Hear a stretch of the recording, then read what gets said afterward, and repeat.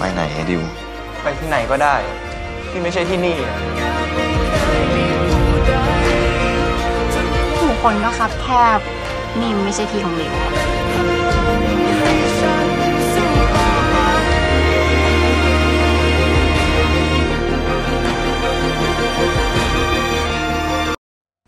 Bismillahirrahmanirrahim dan Assalamualaikum.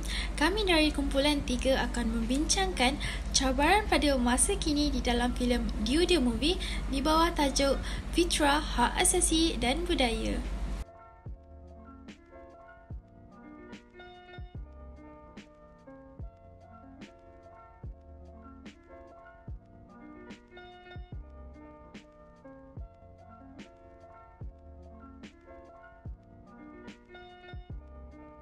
Pertama sekali, saya akan menceritakan sedikit tentang filem ini dan sinopsis. Kalau korang tengok dari poster, apa yang korang fikir? Adakah filem percintaan atau persahabatan?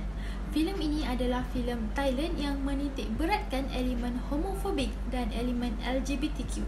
Kisah ini menceritakan tentang sepasang kawan biasa iaitu Due dan Fob yang mula jatuh cinta antara satu sama lain kerana keakraban mereka yang sering keluar bersama, meluangkan masa dan pergi ke sekolah bersama-sama. Mereka mula mempunyai perasaan terhadap masing-masing, tapi di Thailand hubungan sejenis ni dilarang dan apabila keluarga dan sekolah mereka dapat tahu tentang hubungan mereka ni, Due dan Fob mendapat tentangan keras daripada sekeliling mereka. Lepas tu mereka pun mula bercadang untuk melarikan diri bersama-sama. Tapi mak Due tidak mengizinkan dan akhirnya Fob sahaja yang melarikan diri dan mereka tidak bertemu lagi selepas itu. Selepas 22 tahun, Fob telah berkahwin dengan seorang perempuan dan menjadi seorang guru di sekolah lamanya. Dia kemudian berjumpa dengan seorang pelajar perempuannya yang bernama Liu yang mirip dengan perangainya dengan Due. Apabila sudah mengenali Liu, ingatannya semakin teringatkan kepada Due. Satu hari, Fob ni pergi ke tempat lama mereka bercinta dan mengungkapkan rasa menyesal selepas dapat tahu yang Due ni telah meninggal dunia pada hari yang sama lepas dilarikan diri 22 tahun yang lepas. Rekonansi berlaku di mana memori dan diri Due telah memasuki jasad badan Liu. Due yang ada di dalam badan Liu pun pergi ke Fob untuk berterus terang dan akhirnya kembali menjalinkan hubungan mereka walaupun Fob terpaksa meninggalkan isterinya demi menjalinkan hubungan dengan Due. Seterusnya, saya akan menerangkan apakah itu fitrah, hak asasi dan budaya. Apakah itu fitrah? Mengikut Kamus Dewan, perkataan fitrah berasal daripada bahasa Arab yang membawa erti sifat semula jadi bakat, pembawaan atau perasaan keagamaan. Fitrah manusia boleh diertikan sebagai sifat insan yang mempunyai bakat atau potensi semula jadi serta perasaan keagamaan. Selain itu, fitrah juga merupakan suatu pemberian atau anugerah yang diberikan oleh Tuhan kepada umat manusia sama ada dalam bentuk fizikal ataupun mental. Manakala untuk hak asasi, ia merupakan hak-hak yang dimiliki oleh seseorang individu dari sudut undang-undang. Hak asasi juga salah satu dianggap sebagai maruah seseorang itu. Dalam konteks manusia di dunia, hak asasi bermaksud semua manusia adalah bebas dan mempunyai hak yang sama tidak mengira pada bangsa, agama, keturunan, bahasa, warna kulit dan lain-lain pada seorang individu tersebut. Atas dasar itu, maka hak asasi sering menjadi satu ketentuan supaya setiap manusia diperlakukan secara sama rata dan adil. Sewajarnya, tuntutan hak asasi disesuaikan dengan keadaan budaya, masyarakat, undang-undang, kedudukan ekonomi, keadaan politik dan persoalan sosial di sesebuah negara. Sebagai contoh, di negara timur dan barat yang mempunyai ciri-ciri budaya yang berbeza, maka tidak hairanlah jika tuntutan terhadap kebebasan asasi di barat ada kalanya keterlaluan dan sesuatu yang amat sukar diterima masyarakat timur. Seterusnya, budaya. Istilah budaya dalam bahasa Inggeris ialah culture yang berasal daripada perkataan bahasa Latin. Ia bermaksud kehidupan manusia yang sentiasa memelihara dan mengerjakan pelbagai tindakan yang boleh menghasilkan tindakan budaya. Budaya juga meliputi adat, istiadat, hukum, seni, moral dan lain-lain kemahiran yang diperolehi daripada seseorang manusia dalam sesebuah masyarakat. Oleh itu, budaya dapat dilihat sebagai kehidupan manusia yang kompleks. Selain itu, budaya dianggap sebagai cara hidup manusia yang beraturan seperti tingkah laku seorang individu, nilai dan cita-cita. Ciri-ciri ini menjadikan budaya bersifat normatif. Assalamualaikum warahmatullahi wabarakatuh. Jadi hari ini saya akan bentangkan percanggahan fitrah, hak asasi serta budaya yang dijadikan unsur utama movie ini. LGBT, lesbian, gay, bisexual dan transgender. Due the movie berlatar belakangkan tentang dua sekawan yang mempunyai perasaan kasih atau cinta terhadap satu sama lain. Perkara yang ingin saya huraikan adalah tentang fitrah. Berkenaan fitrah hidup manusia, perasaan seksualitas seseorang bukanlah disebabkan sifat semula jadi, tetapi akibat dari pengaruh persekitaran menjadikan ia seumpama budaya. Betul, fitrah manusia hidup ialah hidup berpasangan, tetapi antara lelaki dan perempuan. Bagaimanapun, movie ini secara terang-terangan menunjukkan tentang pasangan sama jantina. Hak asasi pula, hak mereka sebagai seseorang yang bergelar LGBT perlu diambil berat tanpa didiskriminasi hak tersebut. Pada satu babak di mana Pop menyatakan kepada Dio, I don't want to be an outcast like you. Berdasarkan kenyataan ini, mereka yang homoseksual akan dipinggirkan oleh orang ramai. Tambahan pula, mereka yang bersikap seperti itu perlu masuk treatment camp yang disediakan oleh tentera pada waktu itu untuk pemulihan seksualiti. Hak asasi mereka telah dicabul pada masa itu kerana pada tahun tersebut, hubungan antara lelaki dan lelaki tidak digalakkan serta dipandang jijik. Bapa Pop yang mengetahui anaknya menyertai kamp tersebut telah membuang anaknya sendiri akibat dari diskriminasi hak asasi manusia. Seterusnya, pembawakan budaya homoseksual atau gay yang diterapkan dalam filem ini. Thailand dikenali dengan pandangan liberal berhubung budaya LGBT di mana rata-rata masyarakat mereka ialah gay, lesbian dan negara itu juga menjadi syurga untuk mereka yang transgender membuat plastik surgery. Semasa menonton filem ini dapat disaksikan yang mereka mempunyai ramai individu yang bergelar LGBT atau apa yang mereka utamakan ialah gay, terutama mereka yang masih bersekolah. Budaya ini juga telah berleluasa sejak dahulu lagi serta dapat dilihat sewaktu pembesaran mereka. Bukan Dio dan Pop sahaja yang bersifat seperti itu, tetapi sebenarnya ramai lagi. Antara kesan yang boleh kita dapat daripada filem Dio ini ialah ia akan mengancam sistem kekeluargaan melalui fitrah kejadian manusia, perkahwinan sah dan tujuan manusia dicipta. Homoseksual adalah kesan cara berfikir pasca modernisme yang sangat berbahaya kerana aliran pemikiran ini datang daripada masyarakat dan budaya manusia yang berfikir di luar daripada ajaran agama dan wahyu Tuhan. Hubungan lelaki dan perempuan adalah fitrah dan tidak boleh diubah. Oleh sebab itu, hubungan bebas sesama jantina ini juga tidak memungkinkan terbentuknya sebuah keluarga yang sihat dan harmoni. Malah, bolehkah pasangan sejenis ini menjadi acuan yang baik dalam membentuk generasi akan datang?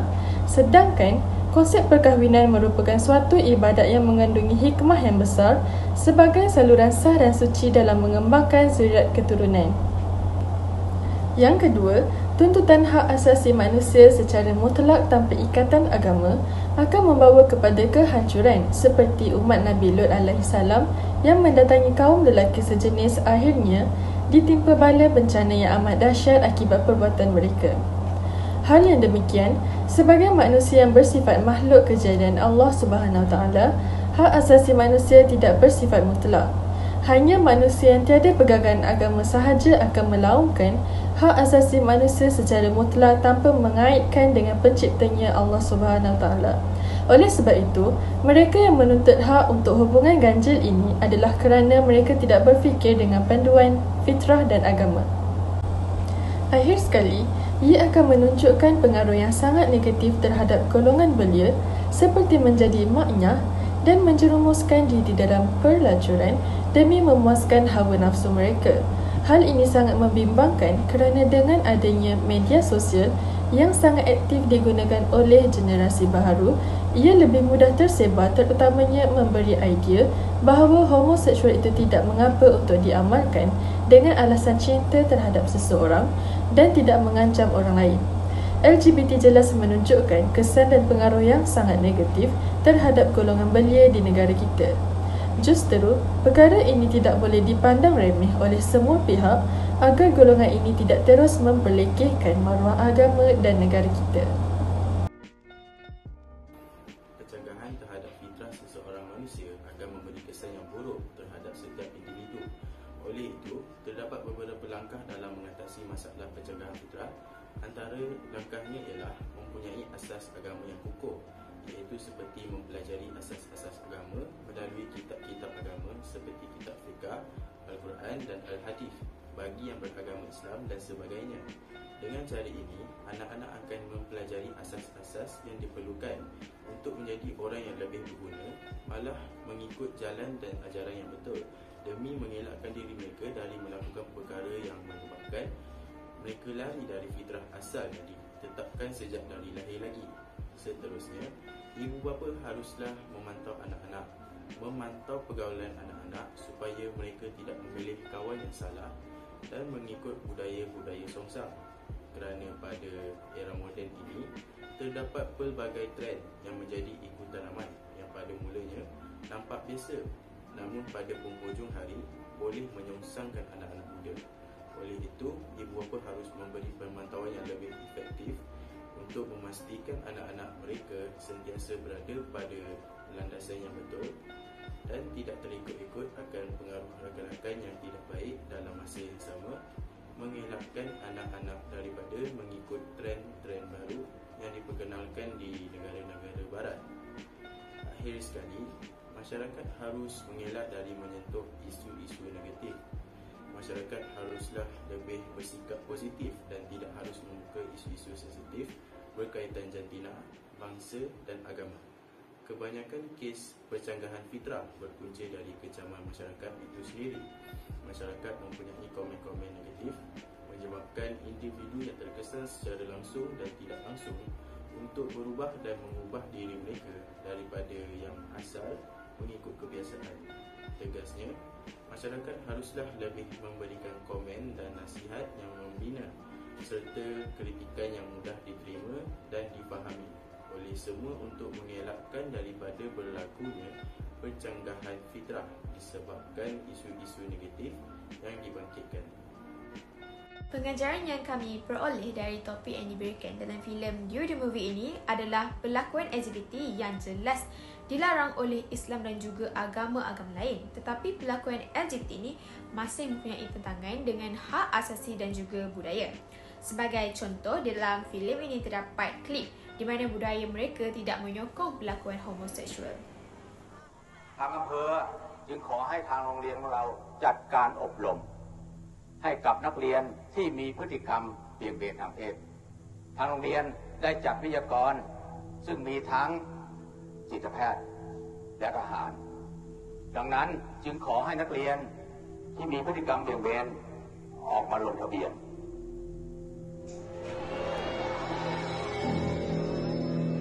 สองคนรู้จักกันนะครับโอเค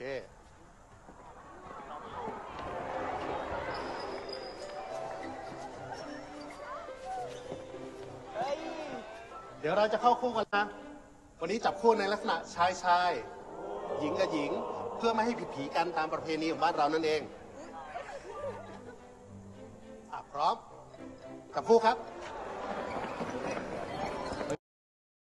Terdapat pihak-pihak tertentu yang mengkritik amalan kehidupan masyarakat yang tidak memenuhi syarat dan juga bercanggah dengan konsep hak asasi manusia. Seperti dalam filem ini, perlakuan terlarang itu berlakunya apabila mereka difitrahkan dengan keinginan berpasangan sejenis.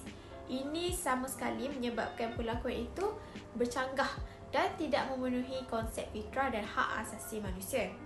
Walau bagaimanapun, menghina warga ini tidak memberi apa-apa kebaikan kepada diri dan juga masyarakat.